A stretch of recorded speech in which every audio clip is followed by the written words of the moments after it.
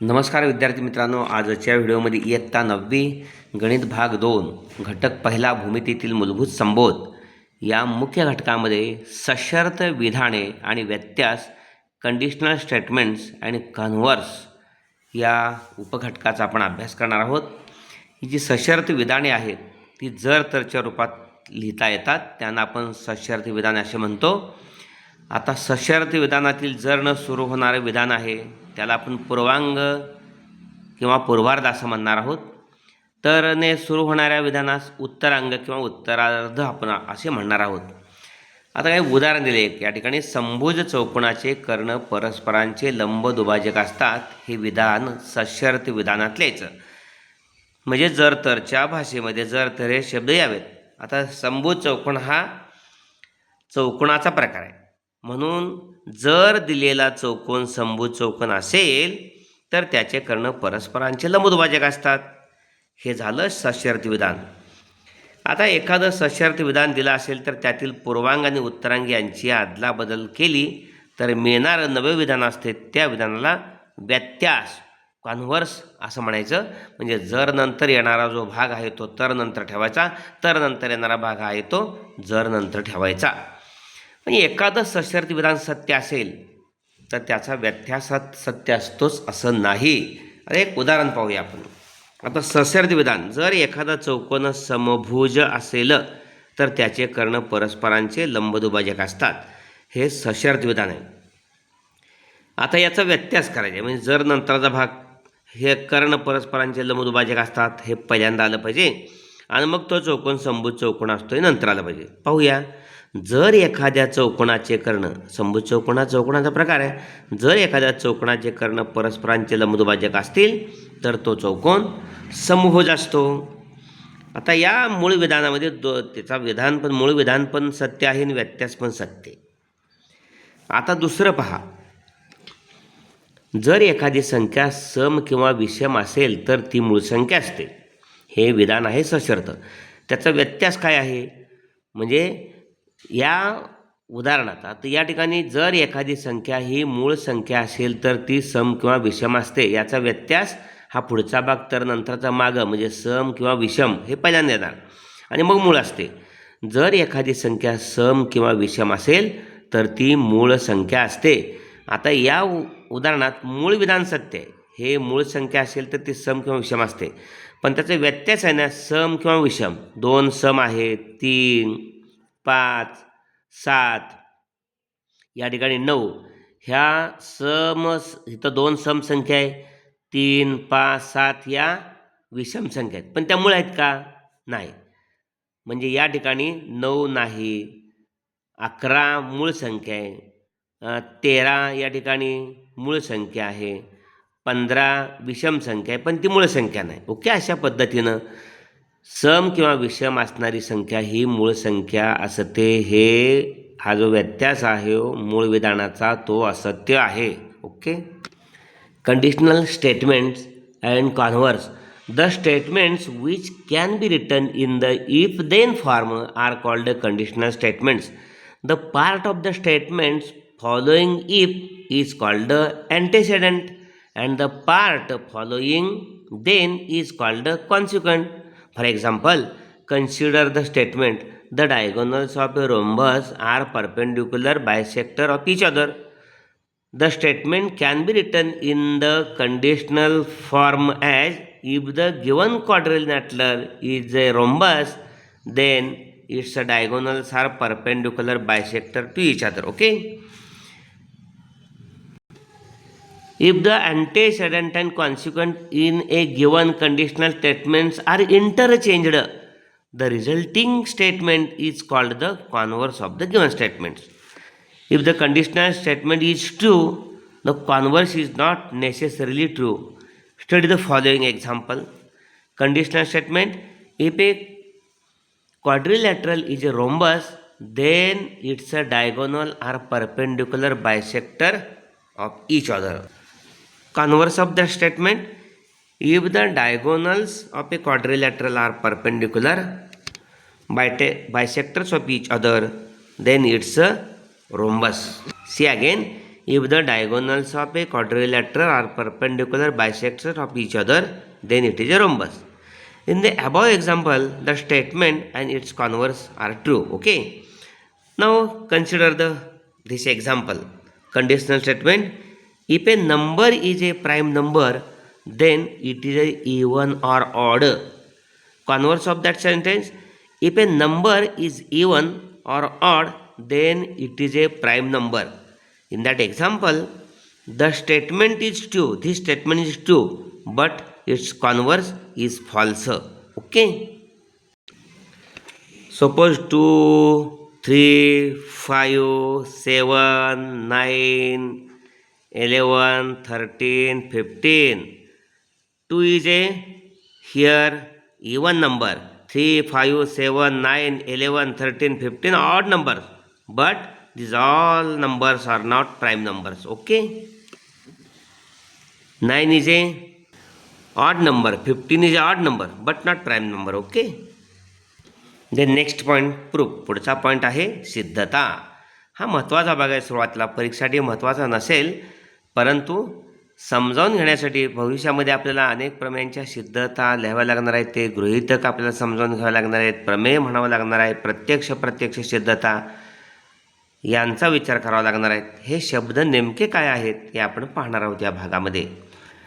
आपण कोन, त्रिकोण, चौकोन आकृत्यांचा अनेक गुणधर्मांचा अभ्यास केला. या आकृत्यांच्या हे गुणधर्म आपण प्रायोगिक पद्धतीने शिकलो आहोत. या येतात आपण भूमिती या विषयाकडे वेगळ्या दृष्टिकोनातून पाहणार आहोत. आणि या दृष्टिकोनाचं श्रेय इसवी सनापूर्वी 3ऱ्या शतकामध्ये होऊन गेलेले ग्रीक युक्लिड यांच्याकडे जातं. कारण भूमिती विषयाची त्या काळामध्ये जी माहिती होती तिचे सुसंबंध संकलन त्यांनी केलं आणि त्यात सुसूत्रता आणली. त्यांनी प्रामुख्याने असे दाखवले की काही स्वयंसिद्ध सर्वमान्य विधाने, गृहीतके, पॉस्च्युलेट्स म्हणून स्वीकारले तर त्यांच्या आधारावर तर्कशुद्ध मांडणीने नवीन गुणधर्म सिद्ध करता येतात आणि सिद्ध केलेल्या गुणधर्मांना प्रमेय थेरम असं म्हणायचं. आता युक्लिडने मांडलेली 3 गृहीतकं कोणती? तर एका बिंदूतून असंख्य रेषा जातात, हे पहिले गृहीतक आहे. 2 बिंदूतून एक आणि एकच रेषा जाते. तिसरं, कोणताही बिंदू केंद्र मानून दिलेल्या त्रिज्येचे वर्तुळ काढता येते. चौथं, सर्व काटकोन एकरूप असतात परस्पराशी. आणि पुढचं आहे 5वं गृहीतक, 2 रेषा व त्यांची छेदिका काढली असता एका बाजूला तयार झालेल्या आंतरकोनांची बेरीज 2 काटकोनापेक्षा कमी असेल तर त्या रेषा त्याच दिशेने वाढवल्यावर एकमेकांना छेदतात. उदाहरणार्थ पहा, या ठिकाणी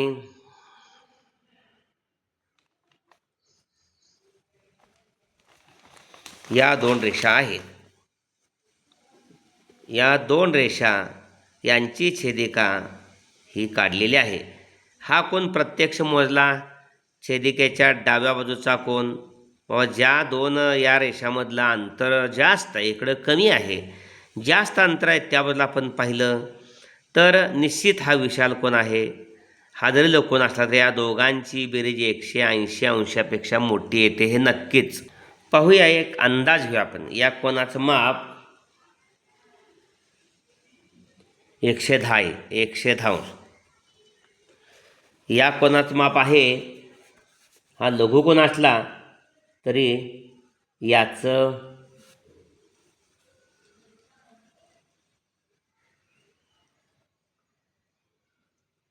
माप आहे 75 आहे. हे 70 आणि 5 75. 110 आणि 75 185 बेरीज झाली. ओके, म्हणजे 180 अंशापेक्षा मोठं झालं. इकडं आपण पाहिलं तर हा जो कोन आहे तो 60 मापाचा आहे, 60. आणि हा कोन आपण पाहिला तर तो 105 मापाचा आहे, 105 मापाचा. 105 आणि 60 165 म्हणजे 2 काटकोनापेक्षा कमी आहे. ज्या बाजूला 2 काटकोनापेक्षा कमी आहे त्या बाजूला या रेषा वाढवल्या तर छेदतात असं युक्लिड यांना म्हणायचं आहे. बरोबर आहे. 2 रेषा व त्यांची छेदिका काढली असते, एका बाजूला तयार झालेल्या आंतरकोनांची बेरीज 2 काटकोनापेक्षा कमी असेल तर त्या रेषा त्या दिशेने वाढवल्यास एकमेकांना छेदतात. ओके. तर एखाद्या गुणधर्माची तर्कशुद्ध सिद्धता देता येत असेल, एखाद्या गुणधर्माची सिद्धता देता येत असेल, तर्कशुद्ध सिद्धता देता येत असेल तर तो गुणधर्म सत्य मानला जातो. त्यासाठी केलेल्या तर्कशुद्ध मांडणीला त्या गुणधर्माची म्हणजेच त्या प्रमेयाची सिद्धता प्रूफ असं म्हणायचं. ओके. आता रेषीय जोडीतील कोणांच्या मापांची बेरीज 180 अंश असते. त्रिकोणाच्या 3 कोणांच्या मापांची बेरीज 180 अंश असते. हे गुणधर्म सत्य आहेत आणि त्यासाठी सिद्ध करण्यासाठी केलेली जी मांडणी आहे, तर्कशुद्ध मांडणी, त्या मांडणीला आपण सिद्धता असं म्हणणार आहोत, प्रूफ म्हणणार आहोत. ओके. आता एखादं सशर्त विधान सत्य आहे असे आपल्याला सिद्ध करायचे असेल तेव्हा त्यातील पूर्वांग जे असते, म्हणजे जरपासून तर नंतरचा भाग पूर्वांग त्याला पक्ष म्हणायचं आणि उत्तरांगाला साध्य म्हणायचे तर नंतरच्या भागाला. सिद्धतेचे प्रत्यक्ष आणि अप्रत्यक्ष असे 2 प्रकार आहेत. तर आपण प्रत्यक्ष सिद्धतेचे हे उदाहरण एकमेकांना छेदणाऱ्या 2 रेषांनी केलेल्या कोनांच्या गुणधर्माची प्रत्यक्ष पद्धतीनं सिद्धता पाहूया. इथं साध्य सत्यच आहे. साध्य जर 2 रेषा एकमेकांना छेदतात तेव्हा त्या छेदतात तेव्हा विरुद्ध कोण एकरूप असतात ना. AOCचा BOD हा विरुद्ध कोण आहे, BOCचा AOD विरुद्ध कोण आहे, ते सत्य आहे. म्हणजे साध्य सत्य आहे. 2 रेषा एकमेकांना छेदतात.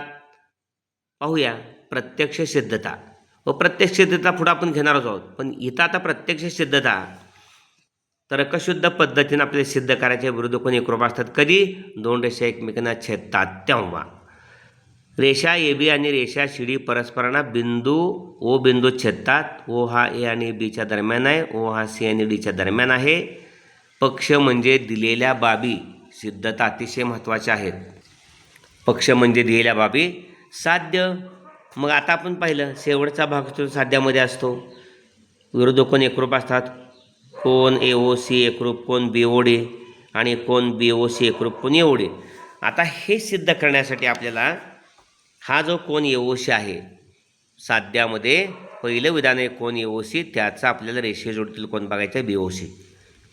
आकृतीमध्ये बघा AOC आणि BOC या दोघांची बेरीज 180 अंश असते. नंबर 1 कारण रेषीय जोडीतील कोण विधानाला कारण द्यायचं असतं. नंबर 2 हाच जो BOC आहे हा BOC, या BOCला BOCला रेषीय जोडी तयार करणारा कोण आहे BOD. करताना असं घ्यायचं की BOC हा दोघांमध्ये रेषीय जोडी ज्यावेळेला आपण घेणार आहोत त्यावेळेला BOC हा कोण सामायिक आला पाहिजे. दोघांमध्ये कोण AOC कोण BOC दोघांची 180 बेरीज रेषीय जोडीतले आहेत. BOCच घ्यायचा, याला रेषीय जोडीतला कोण BOD म्हणजे 180 रेषीय जोडीतील कोण. 1 आणि 2ची उजवी बाजू सारखी आहे म्हणून डावी बाजू सारखी दाखवली. कोण BOC अधिक कोण BOD बरोबर 180. कोण AOC अधिक कोण BOC बरोबर कोण BOC अधिक कोण BOD. का 1 आणि 2ची उजवी बाजू समान आहे म्हणून डावी बाजू समान दाखवली. तर दोन्ही बाजूचा BOCचा लोप झाला. समान असल्यामुळे तो निघून गेला. राहिलं काय कोण AOC बरोबर कोण BOD. म्हणजे पहिलं विधान कोण AOC बरोबर कोण BOD दाखवता आलं. दुसरं दाखवायचं नाही. त्याच पद्धतीने कोण BOC बरोबर कोण AOD सिद्ध करता येते म्हणायचं. Okay. Proofs we have studied many properties of angles, triangles and quadrilateral through activities. Okay. In this standard we are going to look at the subject of geometry with different points of given which was originated by the Greek mathematician Euclid, who lived in the 3rd century before Christian era.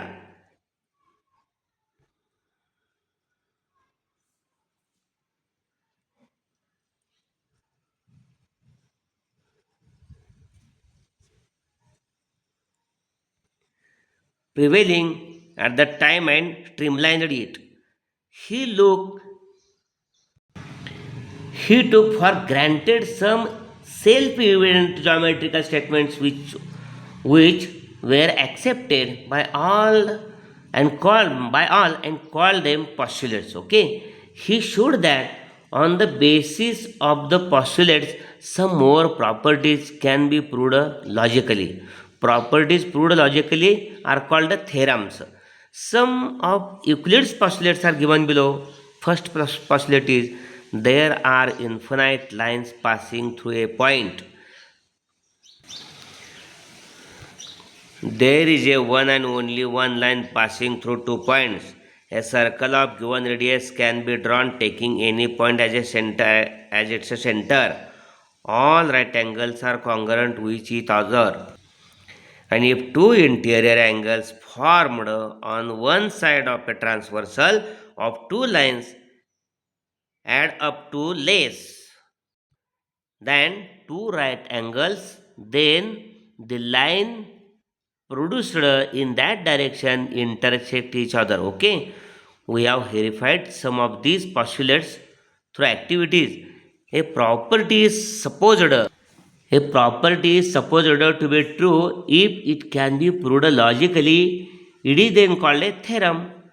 The logical argument made to prove a theorem is called its proof. Okay, when we are going to prove that a conditional statement is true, its antecedent is called the given part and the consequent is called the part of to be proved. Okay, there are two types of proofs, direct and indirect.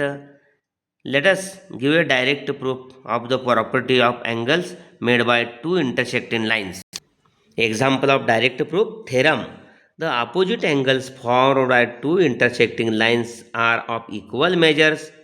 What is given? Line AB and line CD intersect at point O such that A dash O dash B and C dash O dash D. What is proof? To prove angle AOC is equal to angle BOD. These opposite angles. Second pair, angle BOC equal to angle AOD. Okay, proof here angle AOC, which is the angle of linear pair of AOC BOC. Therefore, angle AOC plus angle BOC is equal to 180 degree. This is first statement, angle in linear pairs. And angle BOC plus angle BOD is equal to also 180 degree. Second statement, angle in a linear pair. From first and second, RHS of first and RHS of second is equal. Therefore, LHS is also equal. Angle AOC plus angle BOC is equal to angle BOC is equal to angle BOD. Two sides, angle BOC eliminate. Okay, from first and second we get angle AOC equal to angle BOD. Similarly, it can be proved that second pair angle BOC equal angle AOD. Okay, अशा पद्धतीने हा video स्वतः like करा आणि सर्व आपल्या इयत्ता 9वीतल्या विद्यार्थ्यांशी तो शेअर करा. धन्यवाद.